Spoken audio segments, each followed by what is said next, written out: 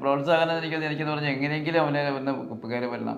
അപ്പോൾ ഇടയ്ക്ക് പണിക്കൊക്കെ പോകണമെന്ന് പറഞ്ഞപ്പോൾ ഞാൻ പറയും വേണ്ട പോകണ്ട, നീ പോയി കഴിഞ്ഞാൽ പൈസ കയ്യിൽ കിട്ടിയാൽ നീ പഠിക്കത്തില്ല. സിലബസ് നമ്മൾ എത്രത്തോളം കവർ ചെയ്യണം അത്രത്തോളം നമ്മൾ കോൺഫിഡൻസും കിട്ടും, പരീക്ഷയ്ക്ക് നല്ല രീതിയിൽ നമുക്ക് അറ്റൻഡ് ചെയ്യാനും പറ്റും.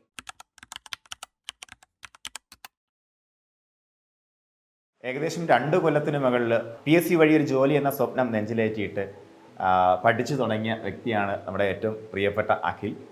ഇപ്പോൾ നിലവിൽ നമ്മുടെ LD ടൈപ്പിസ്റ്റ് തിരുവനന്തപുരം ജില്ലയിൽ 4ാം റാങ്ക് ഹോൾഡറായിട്ട് നിൽക്കുന്നു. Congrats Akhil. Thank you sir.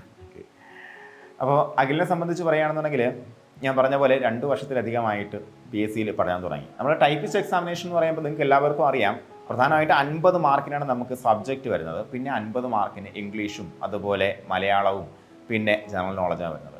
അഖിലിൻ്റെ ശരിക്കും സ്ട്രോങ് സോൺ PSC ആയിരുന്നു അല്ലേ? അതെ, ജനറൽ ആയിട്ടുള്ള ഡിഗ്രി കഴിഞ്ഞിട്ട് നേരെ നമ്മുടെ പരിശീലനത്തിന് പോകുന്ന ഒരു പ്രോഗ്രാം ആയിരുന്നു. അപ്പോൾ ഏറ്റവും സ്ട്രോങ് സോൺ അതായിരുന്നു.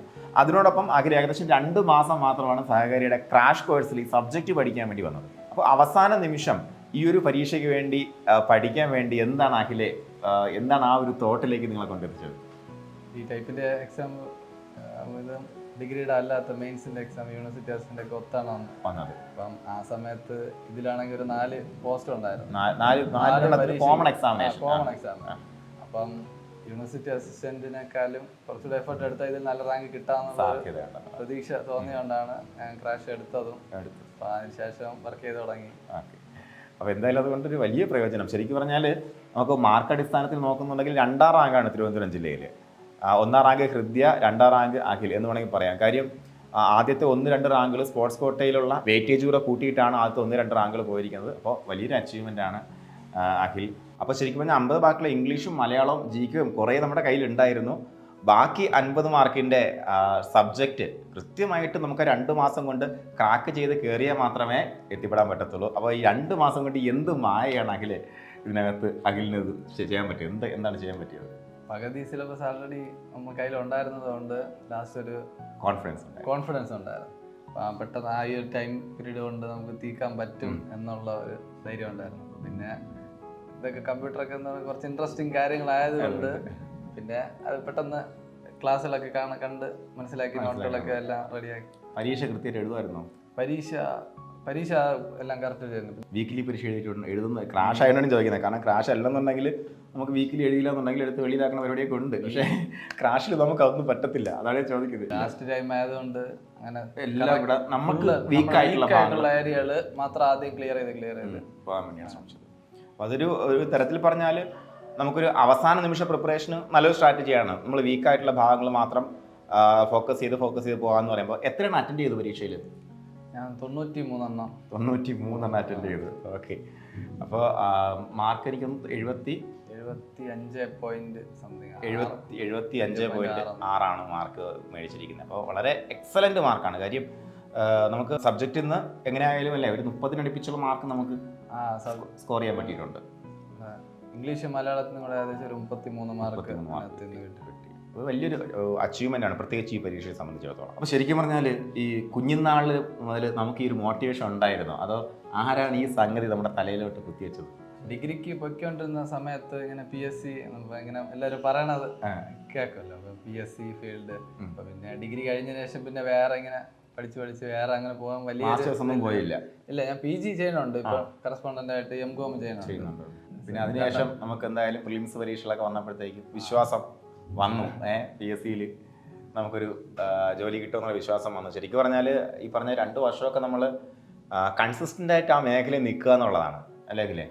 അപ്പോൾ നമുക്ക് ഇതിനിടയ്ക്ക് നമുക്ക് ഒരുപാട് തരത്തിലുള്ള ഡൈവേർഷൻസ് ഉണ്ടാവും, പലതരത്തിൽ. പ്രത്യേകിച്ച് ചിലപ്പം വീട്ടിൽ നിന്നുള്ള പ്രഷർ, വീട്ടിൽ നിന്ന് എങ്ങനെ സപ്പോർട്ടാണോ പ്രഷറാണോ? അങ്ങനെ പ്രഷറൊന്നുമില്ല, വീട്ടിൽ നിന്ന് ഫുൾ സപ്പോർട്ട്. അല്ല പണിക്ക് പോടാ എന്ന് പറയാറില്ല. അങ്ങനെയല്ല, പണിക്ക് പോവാന്ന് ഞാൻ പറഞ്ഞാലും ഇത് പഠിച്ചെടുത്താൽ മതി, അല്ലാതെ നമ്മൾ വേറെ ഇതിലോട്ട് തിരിഞ്ഞു കഴിഞ്ഞാൽ പിന്നെ നമ്മൾ തിരിച്ചു വരില്ല. അപ്പോൾ അങ്ങനെയുള്ളൊരു ഗൈഡൻസ് പ്രത്യേകിച്ച് വലിയൊരു ഭാഗ്യമാണ് നമുക്ക്. അങ്ങനെ ഒരു ഗൈഡൻസ് വീട്ടിൽ നിന്ന് തന്നെ കിട്ടുക എന്ന് പറയുമ്പോഴത്തേക്കും. മാത്രമല്ല നമ്മളെ സംബന്ധിച്ച് നമ്മളെല്ലാവരെയൊക്കെ സംബന്ധിച്ച്, പ്രത്യേകിച്ച് എന്നെയൊക്കെ സംബന്ധിച്ച് നോക്കുകയാണെന്നുണ്ടെങ്കിൽ നമ്മുടെ അച്ഛനും അതുപോലെ നമ്മുടെ കുടുംബമൊക്കെ തന്ന ഒരു സപ്പോർട്ട് എന്ന് പറയുമ്പോഴത്തേക്കും നമുക്ക് ഒരിക്കലും അത് മറക്കാൻ പറ്റത്തില്ല. അപ്പോൾ എന്തായാലും ഇനി നമുക്ക് വരാൻ പോകുന്ന കുട്ടികൾക്ക് എന്ത് മെസ്സേജാണ് അഖിലിന് കൊടുക്കാറുണ്ട്? കാര്യം എന്ന് പറയുമ്പോൾ ഞാൻ നേരത്തെ പറഞ്ഞ പോലെ ഇവിടെ അഖിലിനെ സംബന്ധിച്ച് കൺസിസ്റ്റൻസി മെയിൻറ്റെയിൻ ചെയ്തു എന്നുള്ളതാണ് അഖിൽ. പിന്നെ കറക്റ്റായിട്ട് ആ ഗ്യാപ്പ് വന്ന സമയത്ത് അഖിൽ ബുദ്ധിപൂർവ്വം തീരുമാനം എടുത്ത് ഗോളടിക്കാൻ വേണ്ടി തീരുമാനിച്ചു. ഇതാണ് അഖിലിനെ സംബന്ധിച്ച് അഖിലിനെ വിജയത്തിലേക്ക് എത്തിച്ചത്. അപ്പോൾ എന്താണ് അഖിലിന് ഇനി വരുന്ന കുട്ടികൾക്ക് പറയാനുള്ളത്? മറ്റു പരീക്ഷകളെ അപേക്ഷിച്ച് നോക്കുമ്പം നമുക്കൊരു നല്ലൊരു ഗോൾഡൻ ചാൻസ് ആണ് ഈ ക്വാളിഫിക്കേഷൻ ഉള്ളവരോട് മാത്രം കോമ്പീറ്റ് ചെയ്യുക എന്നുള്ളത്. അപ്പം ആ സമയം കറക്റ്റായിട്ട് എക്സാം എടുക്കുന്ന സമയം ആയാലും തുടക്കം തൊട്ടേ ആയാലും കറക്റ്റായിട്ട് സിലബസ് കവർ ചെയ്യുക എന്നുള്ളതാണ് ഏറ്റവും വലിയൊരു. സിലബസ് നമ്മൾ എത്രത്തോളം കവർ ചെയ്യണം അത്രത്തോളം നമ്മൾ കോൺഫിഡൻസും കിട്ടും, പരീക്ഷയ്ക്ക് നല്ല രീതിയിൽ നമുക്ക് അറ്റൻഡ് ചെയ്യാനും പറ്റും. പിന്നെ മോക്ക് ടെസ്റ്റ് ഒക്കെ ചെയ്ത് കറക്റ്റായിട്ട് നല്ലൊരു റാങ്കിലേക്ക് എത്താൻ പറ്റും. നമുക്ക് ആ ഒരു കോൺഫിഡൻസ് നമുക്ക് ബിൽഡ് ചെയ്യാൻ പറ്റും. PSC പരീക്ഷകളിൽ ഏറ്റവും കൂടുതൽ മത്സരം നടക്കുന്ന ഒരു ജില്ലയാണ് തിരുവനന്തപുരം ജില്ല. അപ്പോൾ തിരുവനന്തപുരം ജില്ലയിൽ പ്രത്യേകിച്ച് LD ടൈപ്പിസ്റ്റ് പരീക്ഷയിൽ മാർക്ക് അടിസ്ഥാനത്തിൽ 2ാം റാങ്ക് മേടിച്ച് നിൽക്കുകയാണ് നമ്മുടെ മകൻ. അദ്ദേഹത്തിൻ്റെ അച്ഛൻ ശ്രീ ജോൺ സത്യദാസാണ് നമ്മളോടൊപ്പം ഉള്ളത്. സാറിൻ്റെ മനസ്സിൽ എന്താണ് സന്തോഷം? അവൻ എനിക്ക് നേരത്തെ 1-2 ടെസ്റ്റുകളെല്ലാം ഉണ്ടായിരുന്നു, പോലീസിൻ്റെ ഒക്കെ ഉണ്ടായിരുന്നു. അപ്പോൾ യഥാർത്ഥത്തിൽ പറഞ്ഞാൽ അവൻ ഇത്തിരി കട്ടിയായിരുന്നു. അപ്പോൾ ഈ ഏകദേശം ഇതിൻ്റെ ടെസ്റ്റ് കഴിഞ്ഞ് വന്നപ്പം അവൻ പൂർണ്ണമായി പറഞ്ഞു, അപ്പോൾ എനിക്ക് ഇതിൽ 3 ഏതെങ്കിലും ഒന്നിൽ കിട്ടും, ഞാനപ്പോൾ പോലീസിൻ്റെ ഇന്നും മേക്കപ്പ് ചെയ്യണില്ല. അപ്പോൾ ഞാൻ പറഞ്ഞാൽ എനിക്ക് ഭയങ്കര സന്തോഷമായി. കാരണം എനിക്കും ഈ പോലീസ് മകറ്റ് അയച്ചതുകൊണ്ട് എനിക്ക് താല്പര്യമില്ല, പോലീസിനോട് എനിക്ക് താല്പര്യമില്ലായിരുന്നു. പിന്നെ അവൻ ഇന്നേക്ക് ഏതെങ്കിലും ഒരു തൊഴിൽ എന്നുള്ള രീതിയിൽ ആദ്യം അവനെ പ്രേരിപ്പിച്ച്, പിന്നെ പ്രോത്സാഹനം എനിക്കെന്ന് പറഞ്ഞാൽ എങ്ങനെയെങ്കിലും അവനെ ഒന്ന് കയറി വരണം. അപ്പോൾ ഇടയ്ക്ക് പണിക്കൊക്കെ പോകണമെന്ന് പറയുമ്പോൾ ഞാൻ പറയും വേണ്ട പോകണ്ട, നീ പോയി കഴിഞ്ഞാൽ പൈസ കയ്യിൽ കിട്ടിയാൽ നീ പഠിക്കത്തില്ല.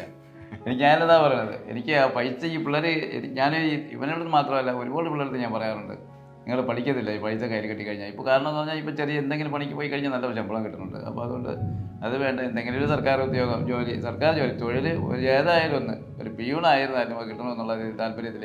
നിങ്ങളെപ്പോലെ ആ ഒരു പഠിക്കണമെന്ന് ആഗ്രഹമുള്ള ആൾക്കാരെ സംബന്ധിച്ച്, അല്ലെങ്കിൽ ആ ഒരു വ്യക്തമായ ലക്ഷ്യബോധ ആൾക്കാർ മുന്നോട്ട് തന്നെ പോകണമെന്നാണ് പറയാനുള്ളത്. ഇവിടെ അവസാനിപ്പിക്കരുത്, കണ്ടിന്യൂ ചെയ്യണേ.